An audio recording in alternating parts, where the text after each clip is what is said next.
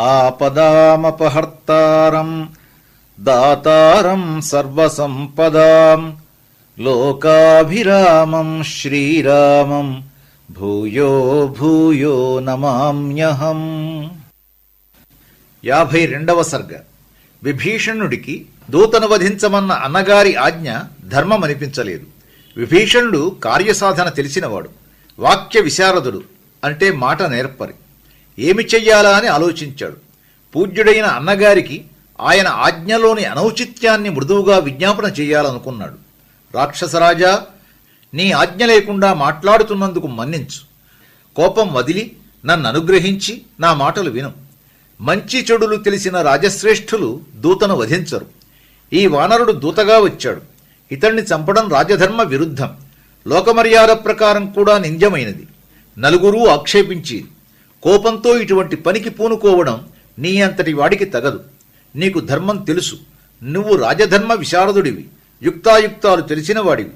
నీ వంటి పండితుడు కూడా కోపానికి లొంగిపోతే శాస్త్ర పాండిత్యం సంపాదించడం ఏ ప్రయోజనాన్ని సాధించినట్లు? అది వ్యర్థమై కేవలం అభ్యాసం చేసిన శారీరక శ్రమగా మిగిలిపోతుంది కదా. ఇలా చెప్తున్నందుకు కోపగించుకోకు. మంచి చెడులు ఆలోచించు. దూతవధకు పూనుకోకు. మరణశిక్ష కాకుండా దూతకు తగిన మరొక శిక్ష విధించు అన్నాడు. రావణుడు కోపంగా సమాధానం చెప్పాడు. విభీషణ, న పాపానాం వధే పాపం విద్యతే. పాపాత్మలను వధించినా పాపం లేదు. ఈ వానరుడు మహాపాపి, ఇతన్ని వధిస్తాను. రావణుడి మాటలు అధర్మమూలమైనవి, దోషభూయిష్టమైనవి, కోపంలో పుట్టినవి, అనార్యజుష్టమైనవి, అంటే దుష్టులు మాత్రమే అంగీకరించేవి. విభీషణుడు అన్నగారిని అధర్మ మార్గంలో పోకుండా ఆపాలని ఇంకా ప్రయత్నించాడు. రాక్షసేశ్వర, అనుగ్రహించు. ధర్మార్థయుక్తమైన నా అభిప్రాయం విను. ఏ దేశంలోనూ ఏ కాలంలోనూ దూతను చంపకూడదని సత్పురుషులు చెప్తున్నారు. ఈ వానరుడు హద్దుమీరి ప్రవర్తించాడు, అందులో సందేహం లేదు. మనకు బాధ కలిగించే పనులెన్నో కావాలని చేశాడు.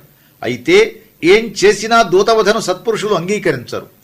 దూత శిక్షార్హుడైనప్పుడు అతడికి విధించదగిన శిక్షలు ఎన్నో ఉన్నాయి కదా. అవయవాలు నరికి పంపించవచ్చు, కొరడాలతో కొట్టవచ్చు, శరీరం మీద కాల్చి గుర్తులు వేయవచ్చు, తల గొరిగి పంపవచ్చు. ఇటువంటి శిక్షలు విన్నాము. దూతవధ ఎప్పుడూ వినలేదు కదా. ధర్మాధర్మాలు తెలుసుకొని మంచి చెడులు నిర్ణయించే జ్ఞానం సంపాదించిన నీ వంటి వివేకవంతుడు ఇంత వేగంగా కోపానికి లోనైపోతే ఎలా? కోపం యచ్చంతి సత్వవంతః.